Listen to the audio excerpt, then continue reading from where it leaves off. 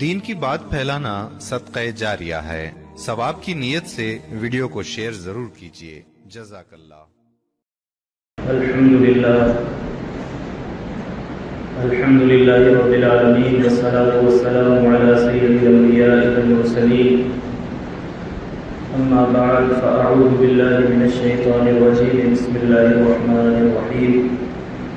ان اللہ وملائکتہ یصلون علی النبی یا ایھا الذین آمنوا صلوا علیہ وسلموا تسلیما۔ اللهم صل علی سیدنا شفیعنا وحبیبنا وکریمنا ومولانا محمد وآلہ واصحابہ وبارک وسلم۔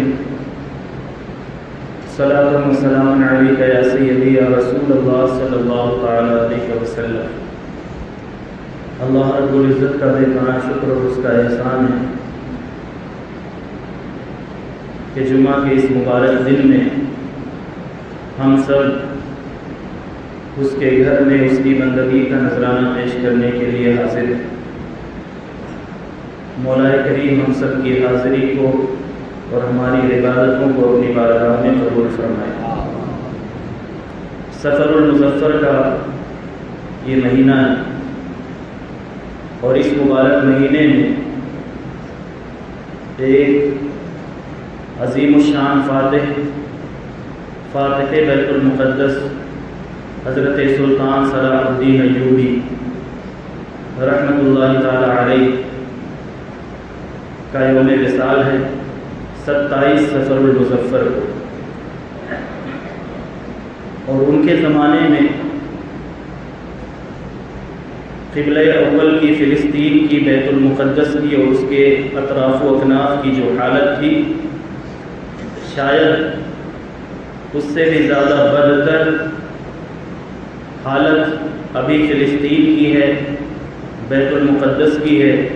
اور اس کے گرد و نواح میں بسنے والے مسلمانوں کی ہے۔ لیکن فرق یہ تھا کہ اس زمانے میں حضرت سلطان صلاح الدین ایوبی رحمۃ اللہ تعالی علیہ جیسا دلیر اور غیرت مند حکمران اللہ تعالیٰ نے امت کو عطا فرمایا تھا، اور اس زمانے میں چراغ لے کر ڈھونڈنے سے بھی ان جیسا حکمران نظر نہیں آتا۔ تو حضرت سلطان صلاح الدین ایوبی رحمۃ اللہ تعالی علیہ کے تعلق سے چونکہ یہ امت کے وہ محسنین ہیں اور امت کا سر فخر سے بلند کرنے والے افراد میں سے ایک فرد ہیں، تو ان کا ذکر ان کے وصال کے مہینے کی مناسبت سے اور فلسطین اور بیت المقدس میں جو حالات ہیں اور اسماعیل ہانیہ شہید رحمۃ اللہ تعالی علیہ جنہیں بڑی پلاننگ کے ساتھ، بے دردی کے ساتھ یا بے وفائی اور منافقت کے ساتھ شہید کیا گیا ہے، تو ان موقعوں کی مناسبت سے میں حضرت فاتح بیت المقدس کا ذکر آپ کے سامنے کر رہا ہوں۔ 27 سفر المظفر کو حضرت سلطان صلاح الدین ایوبی رحمۃ اللہ تعالی علیہ کا وصال ہوا۔ حضرت سلطان صلاح الدین ایوبی کا تعلق کرد قبیلے سے تھا۔ آپ کی جو ولادت ہے وہ 1138 عیسوی میں، یہ 2024 عیسوی ہے، تو 1138 عیسوی میں آپ کی ولادت جو آج کا موجودہ عراق ہے اس کے علاقے میں آپ کی ولادت باسعادت ہوئی تھی حضرت سلطان صلاح الدین ایوبی کی۔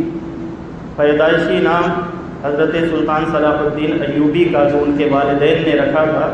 یوسف رکھا تھا، یوسف بن نجم الدین ایوب۔ تو صلاح الدین انہیں کیوں کہا جاتا ہے؟ صلاح الدین ان کا ایک اعزازی لقب ہے، نام یوسف تھا، صلاح الدین اس لیے کہا جاتا ہے کہ صلاح الدین کا معنی ہوتا ہے کہ دین میں اصلاح کرنے والا۔ جب لوگوں میں بگاڑ آ جائے، امت میں بگاڑ آ جائے، فساد آ جائے، تو اس امت کی درستگی کرنے کی وجہ سے اور امتیوں کو درست سمت اور درست راہ میں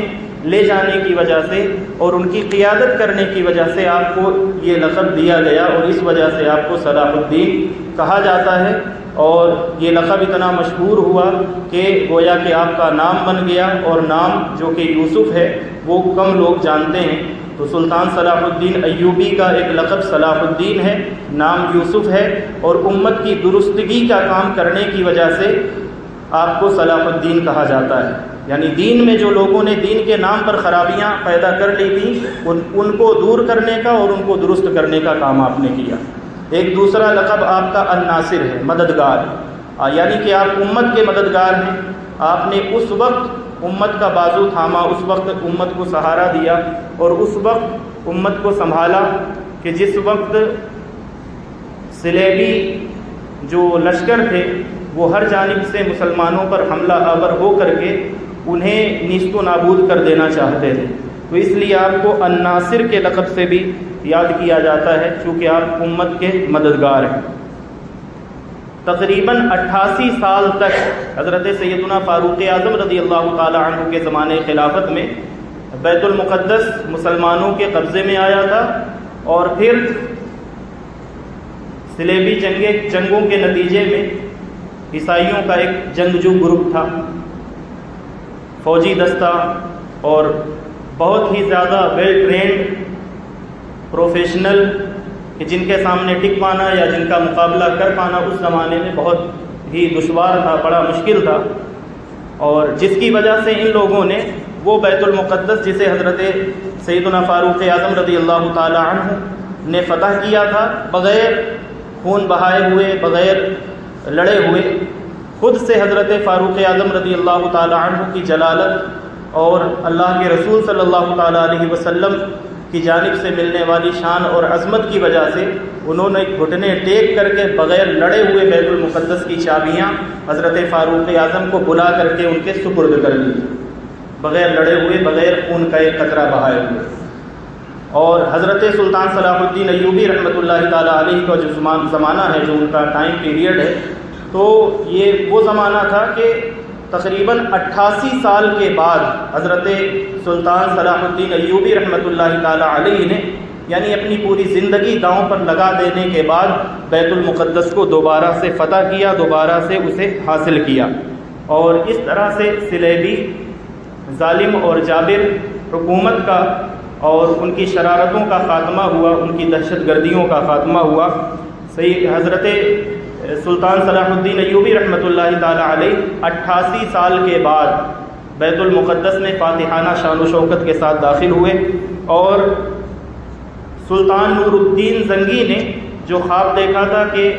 انہوں نے ایک ممبر بنا رکھا تھا کہ اس ممبر کو لے جا کر کے بیت المقدس پر نصب کرنا ہے اور وہاں سے خطبہ دینا ہے۔ بیت المقدس میں جا کر کے اس ممبر کو انہوں نے اعزازاً بنایا ہوا تھا اور بنوا رکھا تھا، لیکن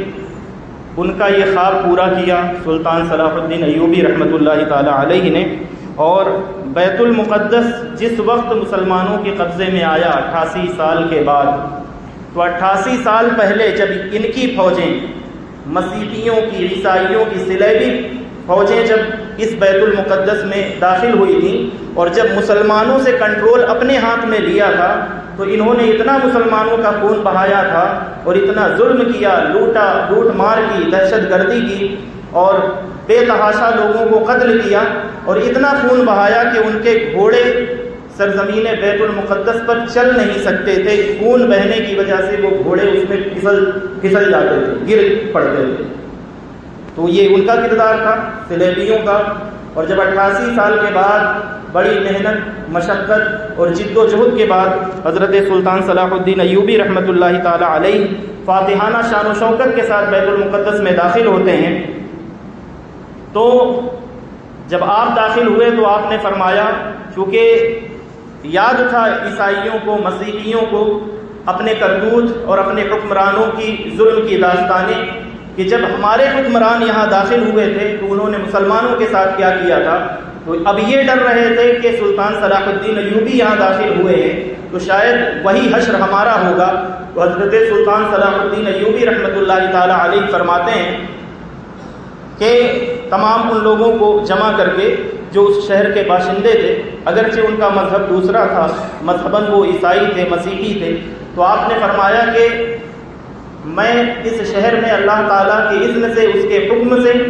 اور اس کی نصرت، اس کی حمایت اور اس کی عطا سے، اس کی مدد سے اس شہر میں داخل ہوا ہوں، اس لیے تم گواہ ہو جاؤ اور جان لو تمہیں ڈرنے کی، گھبرانے کی ضرورت نہیں ہے۔ میں رحمت للعالمین صلی اللہ تعالیٰ علیہ وسلم کا امتی اور آپ کا غلام ہوں۔ میرے آقا صلی اللہ تعالیٰ علیہ وسلم نے جب مکہ فتح کیا تھا تو فتح مکہ کے دن جو اعلان میرے آقا کریم صلی اللہ تعالیٰ علیہ وسلم نے مکے کے وادیوں میں فرمایا تھا کہ آپ نے کفار مکہ سے، کفار قریش سے علی الاعلان فرمایا لا تثریب علیکم اليوم، کہ آج تمہارے لیے تم سے کوئی مواخذہ نہیں کیا جائے گا، تم سے کوئی بدلہ نہیں لیا جائے گا، تمہاری گرفت نہیں کی جائے گی، بلکہ انتم الطلقاء، تم آزاد ہو، جہاں چاہو جدھر چاہو جا سکتے ہو، جس طرح سے تم پہلے آزاد تھے اسی طرح سے اب بھی آزاد ہو۔ آپ فرماتے ہیں کہ ہمارا تمہارے ساتھ کوئی معاملہ نہیں ہے، تم جس طرح سے اپنے مذہب پر رہتے ہوئے اپنی زندگی جس آزادی کے ساتھ گزارتے تھے اسی آزادی کے ساتھ اب بھی گزار سکتے ہو۔ ہم تمہاری گردن پر تلوار رکھ کر کے تم سے لا الہ الا اللہ محمد رسول اللہ نہیں پڑھوائیں گے، ہم تم سے اسلام زبردستی قبول نہیں کروائیں گے، نہ تمہارا مال لوٹیں گے، نہ تمہاری عزتوں پر حملہ آور ہوں گے، اور نہ تمہارا خون بہائیں گے، اور نہ تمہارے گھروں کو لوٹیں گے، ہم تم سے کچھ بھی نہیں لیں گے۔ ہمارا سروکار اللہ کی اس سرزمین سے اور اللہ کے اس گھر کے ساتھ، بیت المقدس کے ساتھ تھا کہ جس گھر میں اللہ کے جس گھر میں، جس مسجد میں امام الانبیاء نے تمام نبیوں اور رسولوں کی امامت فرمائی تھی، وہ ہم تمہارے قبضے میں نہیں رہنے دینا چاہتے تھے، اس لیے ہم نے ہماری ساری کوششیں اللہ کی اس گھر کے لیے تھی، نہ تمہارے مال اور دولت کے لیے، نہ تمہارے سونے اور چاندی کے لیے، نہ تمہارے پاس جو کچھ ہے اس میں سے ہمیں کچھ بھی نہیں چاہیے۔ اور یہی نتیجہ تھا کہ جس وقت آپ داخل ہوئے، ہاری ہوئی فوج یا تو جو ان کا منہ جدھر اٹھتا ہے وہ بھاگ جاتے ہیں اپنی جان بچا کر کے، اور کچھ تو لے نہیں جا سکتے، بھاگ جاتے ہیں۔ لیکن جب حضرت سلطان صلاح الدین ایوبی داخل ہوئے ہیں تو آپ نے جب یہ اعلان فرمایا کہ کسی سے کوئی مواخذہ نہیں کیا جائے گا، کوئی بدلہ نہیں لیا جائے گا، اور ظلم کی وہ تاریخ دوبارہ نہیں دہرائی جائے گی جو تمہارے بادشاہوں نے رقم کی تھی، اس لیے کہ وہ تمہارے بادشاہوں کا کردار تھا، تمہارے حکمرانوں کا کردار تھا۔ ہمیں حکمرانی کا طریقہ محمد عربی صلی اللہ تعالیٰ علیہ وسلم نے جو فتح مکہ کے وقت سکھایا تھا، ہم وہی کردار دوبارہ سے دہراتے ہوئے ہم تمہاری کسی بھی چیز پر، مال و متاع پر، عزت و آبرو پر، جان اور مال پر کہیں بھی دست درازی نہیں کریں گے، کہیں ہاتھ نہیں ڈالیں گے۔ اور آپ کے اس اعلان کے بعد آپ نے دیکھا، اور آپ کے جتنے بھی بڑے بڑے فوجی افسر تھے، جنرل تھے، تقریباً اپنے سے کئی گنا زیادہ بڑی فوج کے ساتھ آپ کا مقابلہ ہوا تھا۔ 6 لاکھ سے زیادہ کی تعداد، جو مورخین ہیں، ہسٹورین ہیں، انہوں نے وہ رقم کی ہے کہ اس وقت جو صلیبیوں کی تعداد تھی وہ 6 لاکھ سے زیادہ تھی، اور ان کے پاس یہ آپشن بھی تھا کہ لگاتار ان کی مدد کے لیے فوجیں آتی جا رہی تھیں، اور سلطان صلاح الدین ایوبی کا جو تعلق تھا وہ تمام عالم اسلام سے کٹا ہوا تھا، یعنی کوئی ان کی مدد کرنے کے لیے تیار نہیں تھا۔ اس وقت بھی جیسے آج فلسطینی تنے تنہا اپنی جنگ خود لڑ رہے ہیں، باوجود اس کے کہ ان کے پاس بیت المقدس ہے، وہ صرف اپنی سرزمین کی جنگ نہیں، وہ بیت المقدس کی جنگ لڑ رہے ہیں۔ لیکن اس عظیم اور مقدس جنگ میں بھی فلسطینی جس طرح سے آج ہمیں تنہا اور نہتے اور اکیلے دکھائی دے رہے ہیں، نظر آ رہے ہیں، مظلوم نظر آ رہے ہیں، یہی کچھ حالت اس وقت بھی تھی کہ سلطان صلاح الدین ایوبی تنے تنہا اپنے زور پر، اپنے ساتھیوں کے زور پر، یعنی اپنی جو حکومت تھی، جو کچھ اپنے پاس تھا، اسی کے زور پر حضرت سلطان صلاح الدین ایوبی اتنی بڑی فوج کے ساتھ مقابلہ کر رہے تھے۔ اور آپ نے یہ اعلان فرما دیا کہ ہمیں تمہارا کچھ بھی نہیں چاہیے، صرف ہم بیت المقدس کے لیے آئے ہیں۔ اور ایک خاص معاملہ تھا، ان کے تمام فوجیوں کو بہت بڑی تعداد میں، لاکھوں کی تعداد میں انہیں قید کیا ہوا تھا، کیونکہ انہوں نے ہتھیار ڈال دیے، جن کو موقع ملا وہ بھاگ گئے جو بھاگ سکتے تھے، اور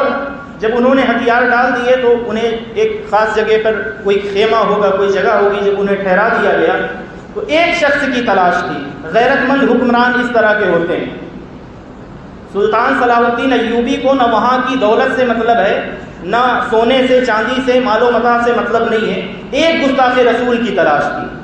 تھی۔ وہ حکمران تھا اور تاریخوں میں اس کا الگ الگ نام ذکر کیا گیا ہے۔ برنس نام اس کا ذکر کیا ہے تاریخ میں، اور بھی الگ الگ نام ہیں. تو اسے وہ اس کی گستاخی یہ تھی کہ حج کے قافلوں کو لوٹنے کے بعد اس کے فوجیوں نے اور اس نے انہیں شہید کیا، قتل کیا، مارا پیٹا، ظلم اور ستم کیا. اور یہ سب کرنے کے بعد یہ تو کر ہی رہے تھے، اس نے حضور پاک علیہ الصلوۃ والسلام کی شان میں گستاخی کا جملہ بولا اور اس نے کہا کہاں ہے محمد، کہاں ہے تمہارے نبی، کہاں ہے رسول، بلاؤ انہیں، بلاؤ تاکہ وہ تمہیں مجھ سے بچا سکے. تو حضرت سلطان صلاح الدین ایوبی نے یہ 3-4 سال گزر گئے تھے، لگ بھگ 3 سال گزر گئے تھے. 3 سال پہلے کا واقعہ تھا. حضرت سلطان صلاح الدین ایوبی جیسا غیرت مند فاتح حکمران، جس کے اندر غیرت ہوتی ہے، جس کی طبیعت میں، آپ کے بارے میں مورخین نے لکھا ہے کہ جب سے آپ کے پاس یہ خبر پہنچی کہ فلاں حکمران نے، فلاں بادشاہ نے حضور سید عالم صلی اللہ تعالیٰ علیہ وسلم کی شان اقدس میں یہ گستاخی کی ہے، تب سے آپ پیر پھیلا کر کے آرام کے ساتھ، جس طرح سے کوئی آدمی سوتا ہے، آپ آرام کے ساتھ چین کی نیند کبھی سوئے نہیں، کبھی بھی نہیں سوئے. اور بس ٹیک لگا کر کے، آدمی کو آرام کی ضرورت تو ہوتی ہے لیکن پیر پھیلا کر کے آرام کے ساتھ جس طرح سے کوئی اطمینان کے ساتھ سوتا ہے، آپ نے یعنی چین کی نیند کبھی آپ نے نہیں سوئی. اور جب 2-3 سال کے بعد یہ بیت المقدس فتح ہوا، پوری فوج میں اس کو تلاش کیا اور تلاش کرنے کے بعد سلطان صلاح الدین ایوبی نے قسم کھائی تھی کہ میں کسی سے، مجھے کوئی سروکار نہیں ہے، سب کو معاف کیا جاتا ہے حضور پاک علیہ الصلوۃ والسلام کی سنت کے مطابق. چونکہ حضور جب مکے میں داخل ہوئے تھے تو سب کو اسی طرح سے معاف کیا تھا. یہ بھی اللہ کا حرم ہے بیت المقدس، میں بھی سب کو معاف کرتا ہوں، مجھے کسی سے کوئی لینا دینا نہیں ہے سوائے ایک شخص کے کہ جس نے رسول اللہ صلی اللہ تعالیٰ علیہ وسلم کی شان اقدس میں گستاخی کی تھی. آپ نے اسے بلوایا اور بلا کر کے فرمایا تو تھا بدبخت، تو نے کہا تھا کہ کہاں ہے تمہارے نبی، بلاؤ، لے میں آ گیا، مجھے بھیجا ہے محمد مصطفیٰ صلی اللہ تعالیٰ علیہ وسلم نے، بول کیا بولتا ہے، تجھے کیا سروکار تھا میرے نبی کا نام لے کر کے، تو نے یہ کہا تھا کہ بلاؤ اپنے نبی کو، اپنے رسول کو. میں نبی نہیں، رسول نہیں، لیکن رسول اللہ کا غلام حاضر ہے، مجھے مصطفیٰ جان رحمت نے بھیجا ہے، بول کیا چاہتا تھا. اب اس کا تو پیشاب چھوٹ جائے گا نا اس حالت میں. حضرت سلطان صلاح الدین ایوبی رحمۃ اللہ تعالی علیہ نے جب اس سے پوچھا، لرزنے لگا، کانپنے لگا، آپ کی آنکھوں سے شعلے نمودار ہوئے. آپ نے فرمایا کہ تمام لوگوں کو معاف کر دینا رسول اللہ کی سنت ہے، اور اگر گستاخ رسول وہ کعبے کے غلاف میں بھی چھپا ہوا ہو تو اسے کعبے کے غلاف کے اندر سے گھسیٹ کر کے قتل کر دینا، یہ بھی رسول اللہ کی سنت ہے. اپنے ہاتھ سے آپ نے قسم کھائی تھی کہ میں کسی سے مجھے کوئی سروکار نہیں، لیکن اس گستاخ رسول کو میں اپنے ہاتھوں سے قتل کروں گا. ایک لمحے کا بھی آپ نے موقع اسے نہیں دیا اور اس سے صرف اتنا پوچھا کہ بول کیوں تو نے یہ جملہ کہا تھا، لے میں آ گیا، مجھے رسول اللہ نے بھیجا ہے، بول کیا بولتا ہے. اور یہ کہہ کر کے آپ نے اس کی گردن جو ہے وہ اس کے ناپاک جسم سے اس کو الگ کر دیا، اس کے ناپاک روح کو اس کے جسم سے آزاد کر دیا. تو یہ وہ عزت دار اور غیرت مند لوگ تھے جنہیں بیت المقدس کا بھی پاس و ادب تھا، اور جنہیں حضور پاک علیہ الصلوۃ والسلام کا اس مسجد میں، مسجد اقصیٰ میں، بیت المقدس میں امامت کا بھی پاس و ادب تھا. اس لیے یہ لوگ چین کی نیند سو بھی نہیں سکتے تھے. لیکن ہمارا یہ زمانہ ہے کہ ہمارے اس زمانے میں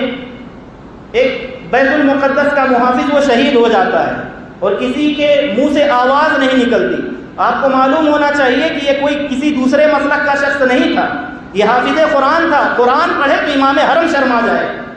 اور یہ وہ شخص تھا جس نے اپنے گھر کے امام حسین کا کردار اس نے پیش کر دیا. جو نیوز رپورٹ آتی ہیں، جو ہم تک نیوز پہنچتی ہیں، ظاہر ہے کہ ہماری ظاہر بالکل فیس ٹو فیس تو ملاقات نہیں ہے، تقریباً 60 سے 70 افراد ان کے اپنے گھر کے شہید ہوئے. بیٹے اور بیٹیاں انہوں نے بیت المقدس کی حفاظت کے لیے شہید کیے. اسماعیل حامیہ شہید رحمۃ اللہ تعالیٰ علیہ، میں ان کی بات کر رہا ہوں. 31 تاریخ کو ان کو شہید کیا گیا.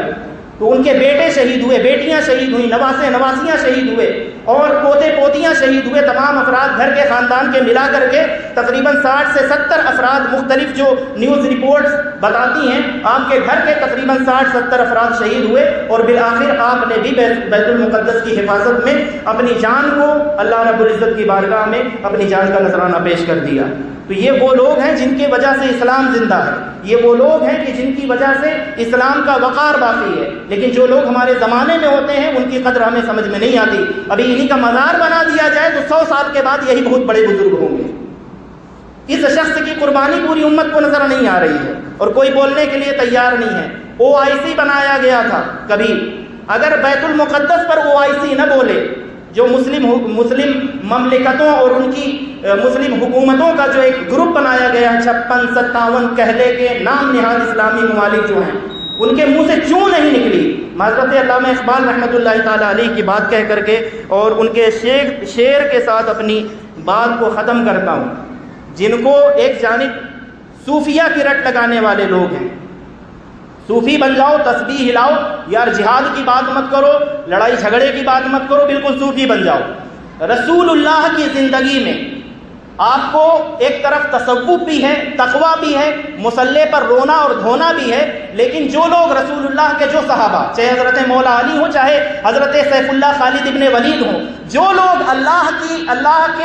लिए, अल्लाह के इबादत के लिए, अल्लाह को राज़ी करने के लिए रात के वक्त मुसल्ले पर सर रख करके जो लोग रोते थे और मुसल्ले भिगो देते थे, वो दिन के वक्त, दिन के उजाले में गाजी बनकर, मुजाहिद बनकर कुफ्फार को रुलाते हुए भी नजर आते थे। एक पहलू देख करके ये ना समझें कि सिर्फ तस्बीह हिला देने का नाम ये मुसलमान होना, ये सूफी होना है। इकबाल ने बड़े कमाल की बात कर दी और फरमाते हैं, अल्लामा इकबाल रहमतुल्लाहि ताला अलैह फरमाते हैं, गंज हाय हर दो आलम रा कलीद, अगर दोनों आलम की, सिर्फ इस जहान की नहीं, दोनों जहान की अगर कामयाबियां चाहते हो तो उस कामयाबी की कुंजी अगर तुम सिर्फ तसव्वुफ में ढूंढना चाहो, सूफी बन जाओ और जिहाद से अपना रास्ता जो है नाता वो तोड़ लो। हजरत सैयदना मौला अली की विलायत की बात करो लेकिन उनकी शुजाअत को भूल जाओ, तो आप फरमाते हैं नहीं, अगर तुम दोनों जहान की कामयाबी चाहते हो तो दोनों जहान की कामयाबी इस तरह से मिलती है, गंज हाय हर दो आलम रा कलीद, तेग अय्यूबी व निगाहे बायजीद। अगर दोनों जहान की कामयाबी चाहते हो तो तुम्हारे हाथों में सुल्तान सलाहुद्दीन अय्यूबी की तलवार होनी चाहिए और निगाह बायजीद वाली होनी चाहिए। तस्बीह भी हिलाओ, मुसल्ले पर रो, अल्लाह के सामने रो, और जो अल्लाह का दुश्मन हो, गैरत ऐसी हो तो उसे रुला करके छोड़ो। ये पैगाम है इस्लाम का, और मोमिन इस चीज़ का नाम है, वो दूसरों के सामने गिड़गिड़ाने का नाम नहीं है। तेग़े अय्यूबी और निगाहे बायजीद याद रखिएगा। अल्लाह ताला की हज़ारों करोड़ों रहमतें हों हज़रत सुल्तान सलाहुद्दीन अय्यूबी रहमतुल्लाहि ताला अलैहि की क़ब्र मुक़द्दस पर और इस्माइल शहीद हानिया रहमतुल्लाहि ताला अलैहि की क़ब्र पर। ये दुआ गो हूँ और आप सब भी दुआ करें अहले फ़िलिस्तीन के लिए। हम सब के जो मसाइल हैं उन सब से बढ़ करके अहले फ़िलिस्तीन के मसाइल हैं। इसलिए जिसे अल्लाह ताला जो भी इबादत का मौका दे, आप किसी अल्लाह के वली की बारगाह में हाजिर होते हैं, जहाँ भी हाजिर हो रहे हैं, जब तक बैतुल मुक़द्दस का मसला हल नहीं हो जाता, फ़िलिस्तीनियों को अपनी दुआओं में याद रखें। अपने लिए दुआ बाद में करें, फ़िलिस्तीनियों के लिए दुआ पहले करें। अल्लाह रब्बुल इज़्ज़त की बारगाह में यह दुआ है कि मौलाए करीम जल्द अज जल्द अहले फ़िलिस्तीन को उनकी जो अपनी सरज़मीन है उसे आज़ादी के साथ उसमें उन्हें रहने की, बसने की, हुक्मरानी करने की और बैतुल मुक़द्दस की जो हुर्मतें हैं उसे बचाने की अल्लाह ताला इन्हें तौफ़ीक़ अता फरमाए। आमीन या रब्बल आलमीन बिजाहि सय्यिदिल मुरसलीन व मा तौफ़ीक़ी इल्ला बिल्लाह व आखिरु दअवाना अल्हम्दुलिल्लाहि रब्बिल आलमीन। अस्सलामु अलैकुम व रहमतुल्लाहि व बरकातुहू। वीडियो देखने का शुक्रिया। अगर आप चैनल पर नए हैं तो सब्सक्राइब कर लें और साथ ही साथ बेल आइकन पर भी क्लिक कर दें ताकि यूट्यूब हमारी हर वीडियो का नोटिफिकेशन सबसे पहले आपको भेज दे। जज़ाकल्लाह।